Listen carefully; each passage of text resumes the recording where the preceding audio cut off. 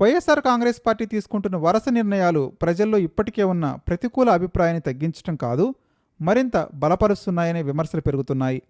రాజకీయాల్లో ప్రతి పార్టీ తన బలాలను ప్రజల్లోకి తీసుకెళ్లి బలహీనతలను కప్పిపుచ్చుకోవడానికి ప్రయత్నిస్తుంది. వైసీపీ మాత్రం పూర్తిగా విరుద్ధ దశలో వెళ్తుందని విశ్లేషకులు భావిస్తున్నారు. కృష్ణలంక సాయి వంటి రౌడీ షీటర్కు మద్దతివ్వడం, యూఏపీఏ కేసులు ఎదుర్కొంటున్న జోసెఫ్ బచ్చల కొరకి లీగల్ సపోర్ట్ అందించడం, వివాదాస్పద వ్యక్తుల విషయంలో పార్టీ నేతలు బహిరంగంగా రంగంలోకి దిగడం ప్రజల్లో క్రిమినల్స్ను వెనకేసుకొచ్చే పార్టీ అనే ముద్రను మరింత గాఢం చేస్తున్నాయని విమర్శకులు ఆరోపిస్తున్నారు.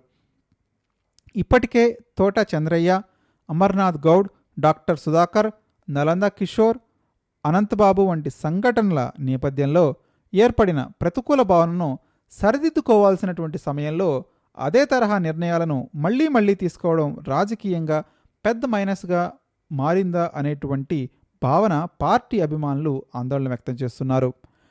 మరోవైపు సొంత పార్టీలో ఇబ్బందులు ఎదుర్కొంటున్న నేతలను పక్కనబెట్టి బయట ఉన్న వివాదాస్పద వ్యక్తులకు న్యాయ సహాయం అందించటం తల్లికి ఖర్చీఫ్ పెట్టలేనివాడు పినతల్లికి పట్టుచీర కొనిస్తా అన్నట్టుగా ఉందని కొంతమంది చెప్తున్నారు.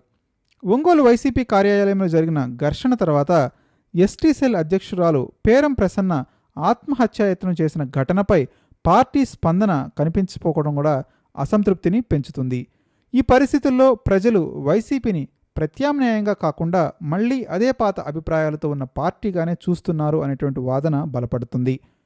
కూటమి ప్రభుత్వం తప్పులు చేసినా ప్రజలు తిరిగి వైసీపీ వైపు కాకుండా కొత్త ప్రత్యామ్నాయాన్ని వెతుక్కునే అవకాశం ఉందని రాజకీయ విశ్లేషకులు చెప్తున్నారు. మొత్తానికి విమర్శలను ఖండించడం మాత్రమే కాకుండా వాటిని తప్పు అని నిరూపించే కాంక్రీట్ చర్యలు తీసుకోకపోతే వైసీపీపై పడిన క్రిమినల్ ఇమేజ్ ట్యాగ్ను తొలగించడం మరింత కష్టమవుతుందనే అభిప్రాయం రాజకీయ వర్గాల్లో వ్యక్తమవుతుంది.